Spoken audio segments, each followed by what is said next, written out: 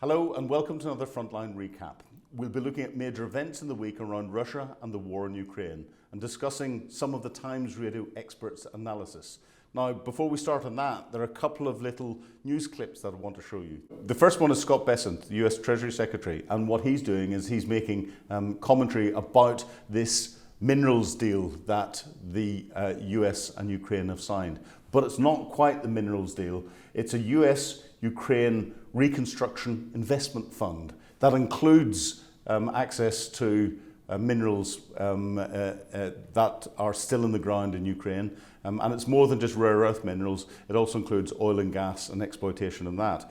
But interestingly, what it doesn't do is it's not tied to any historical debt for what the US has provided in support.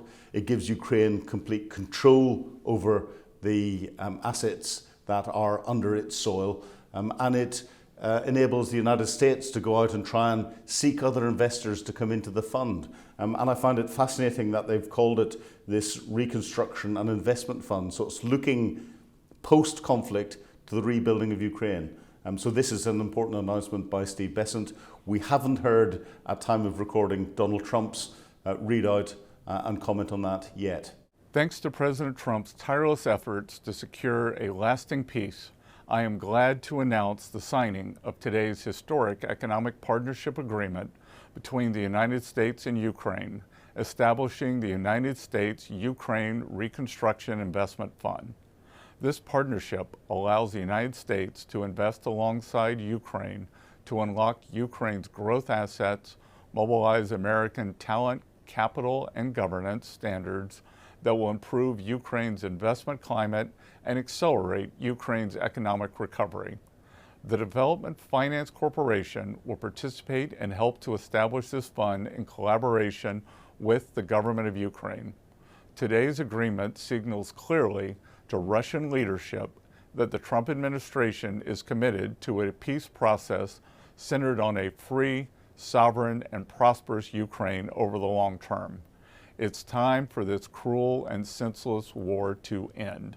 The killing must stop, and both the United States and the government of Ukraine look forward to quickly operationalizing this historic economic partnership for both the Ukrainian and American people. So the next news clip I want to refer you to, which I think is quite important, is the Russian spokesman, Peskov, who is turning around and basically saying that any move towards peace, any ceasefire agreement, any peace agreement is not going to be in the time frame that Donald Trump is expecting. Now, this is significant. The Russians are taking anything that the Americans and Donald Trump puts out, effectively scrunching it up into a ball and throwing it back into Donald Trump's face again. I don't think they're going to get away with this. And Peskov is Vladimir Putin's little ball maker and ball thrower. Let's see what Trump's response is going to be. We haven't seen it just yet. Процесс урегулирования продолжается. Президент Путин имеет главную цель – это достичь тех целей, которые он ставил, начиная специальную военную операцию. Мы должны обеспечить наши национальные интересы. Является ли предпочтительным достичь эти цели миром? Да. И изначально президент, собственно, пытался достичь эти цели миром. Сейчас президент остается открытым для политико-дипломатических методов урегулирования этого конфликта. Но ситуация такая, какая она есть. Мы с вами не слышим реакции из Киева. Процесс продолжается. Президент Путин, я напомню вам, выступая в Кремле на пресс-конференции, президент Путин сказал, что он поддерживает эту инициативу к установлению перемирия, поддерживает. Но перед тем, как на это пойти, нужно ответить на ряд вопросов и урегулировать целый ряд нюансов, которые тоже президент Путин перечислил. Прямой контакт на высшем уровне всегда эффективен и всегда помогает урегулировать те шероховатости, которые могут возникать на рабочем уровне, на экспертном уровне. При необходимости этот прямой контакт будет установлен. Мы имеем все необходимые каналы для диалога с Соединенным Штатом. Они уже восстановлены, поэтому процесс продолжается, он идет. Идет очень напряженная работа. So we've got a couple of good videos this week that I want you to go and look at, and please find the complete interviews because they're absolutely fantastic. The first one was with Owen Matthews, who's an associate editor with The Spectator, but a long-time Russia watcher and commentator, and a friend of Frontline. And Owen gives some fantastic insights and understanding as to the underlying conditions within Russia and the underlying conditions that there are in Trump and the way the Russians think of Donald Trump and think of him in the Kremlin. And we hear a lot of commentary around international press statements and commentators suggesting that Donald Trump is under the thumb of Vladimir Putin. Well, Owen actually suggests that that's not the case, and says that the Kremlin and the Russians are very wary of Donald Trump and they don't trust him and don't trust his decision making. So it's actually good to hear someone explaining how his unpredictability is affecting the Russians as much as it's affecting us. Fantastic interview with Owen. I can't recommend it more highly. The Russians themselves are not nearly as complacent about their victory and about Trump being on their side as many Americans and Europeans are, because Russians have got a slightly longer memory and they remember Trump won. And although you have various sort of infantile, poorly informed commentators in the British press claiming that Trump is a sort of a Russian agent, he's works for Putin, and there's clearly blackmail, all this sort of all this nonsense. Actually, people forget that Trump was much harsher on Putin than Obama ever was, by the way. It was actually Trump that sanctioned Nord Stream 2 pipeline. He didn't actually succeed in completely shutting it down, but it was Trump that sent lethal weaponry to Ukraine, and Obama did not. So actually, despite all those sort of famous atmospherics in Helsinki, Trump and Putin, and after the Helsinki meeting, famously in 2017, Trump appeared to believe in Putin's word over that of his own intelligence services. I mean, this is ancient news now, but the Russians remember that actually they thought that Trump was their guy, and Trump turned out not to be their guy. And I want to come back to those comments we discussed briefly there about the comments from Russia's foreign minister Lavrov. Is this a kind of usual tactic that we see from the Russians, where someone in the Russian group, be that Dmitriev perhaps, who's dealing more with the Americans, will put forward an idea like Putin has today, we're going to do a ceasefire. And then you suddenly and quite quickly see someone else come forward, like Lavrov in this case, and go, actually, we want to go back to our original demands. I mean, is that quite a regular thing that the Russians do? And are they willing to just rinse and repeat on that until they really do feel some pushback from Trump? Yeah, that's exactly correct. That is the Russian strategy. It's a sort of scattergun approach. Give with the left hand, take with the right hand, and essentially it's kind of a it's of a piece with Putin's whole career, actually, which is that he's a sort of great tactician, but he's not a good strategist. And his, what he's always been really good at is sort of playing tactical situations for full advantage, and sort of he did that very successfully right up until his catastrophic miscalculation back in February of 2022, when I think he massively overreached. He launched a war that Putin believed was basically a sort of massively aggravated putsch, a sort of regime change operation that he thought would take 3 days. Putin didn't launch this war thinking that it was going to take 3.5 plus years and claim 1 million casualties and so on. That was not the war that Putin wanted to fight. He went to war for the same reason that most dictators go to war, because he thought he could win it easily, and he was mistaken about that. And I think right now,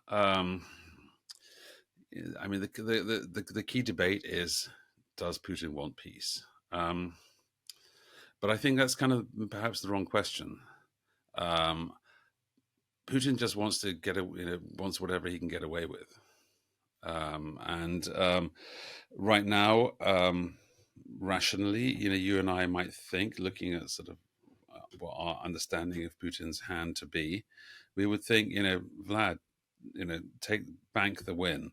An amazing thing has, fate has just suddenly sort of dealt you a hand, which includes the completely unexpected, wholehearted support of the United States, of the President of the United States. That's a fantastic moment to cash out. But the big problem is now, and just as it was back in 2022, is that we don't know what Putin knows. We don't know what information gets into his little information bubble. And what might seem rational to us is, we don't know what he's being told about his military capabilities. We don't know about what the actual situation is in his economy. There are actually lots of reasons for that. An end to the war is actually quite a dangerous thing for him, because it means that he has to deal with returning soldiers. He has gigantic spike in unemployment. These are unpredictable, ultra-nationalist, armed people. I mean, it's problematic to end the war as well as problematic to continue fighting the war as well. But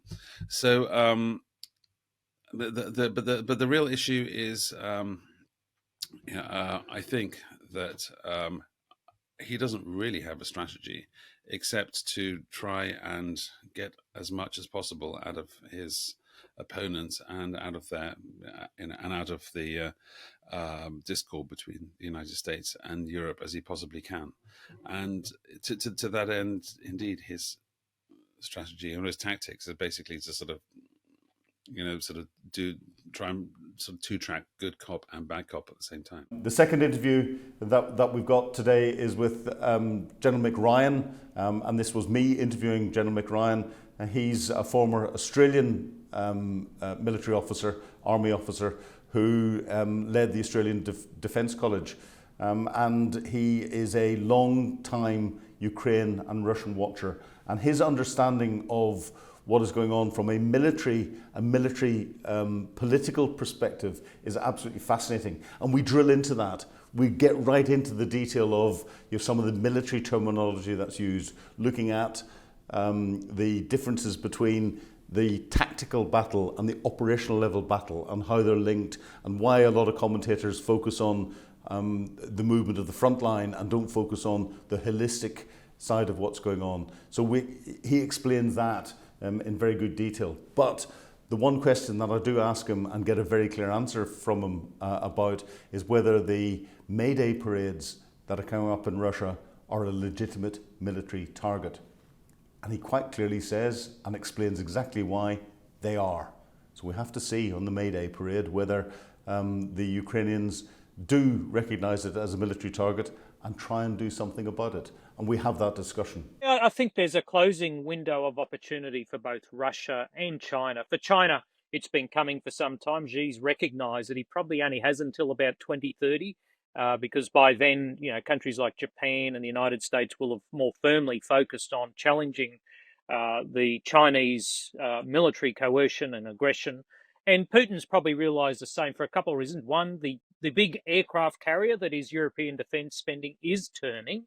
Probably not as fast as we'd like, but it is turning. And, it takes time to step up defence spending, expand industry and the size of militaries, but it will be done within a few years. So I think Putin has a narrowing window of opportunity. The big difference between the two, of course, is that Russia is a declining power, rapidly declining power.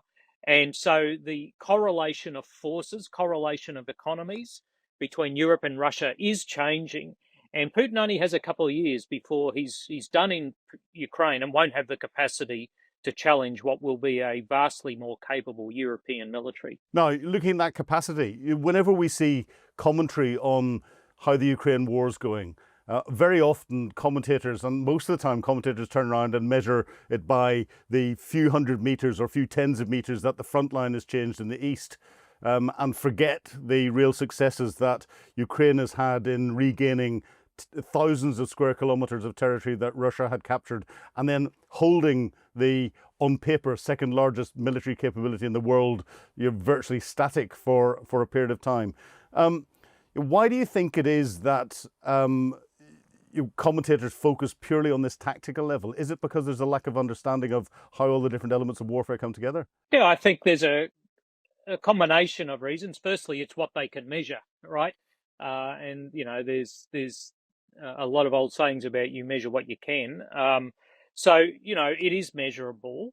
And at the end of the day, you can't win wars if you can't win battles, but you don't win wars if that's all you're winning. And I do think much of the commentariat don't have the deep education in tactical, operational, strategic aspects of war, as well as the multi-domain, as well as the multi-agency sides of things. So they default to things that can be seen and measured. That's capturing ground on drones, largely, is what people look at, or what Trump talks about. That's 95% of the commentary on the internet and in media. And unfortunately, it misses some very important elements of warfare that are harder to measure, and you really need to spend time in the profession of arms to do that. Things like morale, things like combined arms, things like air-land integration, and things like the profound and enduring importance of humans and leadership in warfare. Part of Putin's rationale behind his 30-hour ceasefire call was for the May Day parade. Do you think the May Day parade is a legitimate military target? And your General Budanov has only today said, I think, get your air defenders ready, or words to that effect. It's absolutely a legitimate target. If you have large-scale military forces on parade, they're a target wherever they are. I mean, under the laws of armed conflict, it doesn't matter where they are. If they can be engaged in aggression against Ukraine, they're a legitimate target. So, I would love to see the Ukrainians attack a May Day parade. I think it would be a wonderful thing to watch. I think it would be a great demonstration to the Russian people that Putin is weak. Now, the problem is it might also then have the Russian people join around Putin and give him more support. So you've got to be careful. You'd have to have that kind of calculus in mind, where it might be like the Blitz in London. It didn't weaken the resolve of the British people, it strengthened them. And we saw the steel of the British people come out during the Blitz.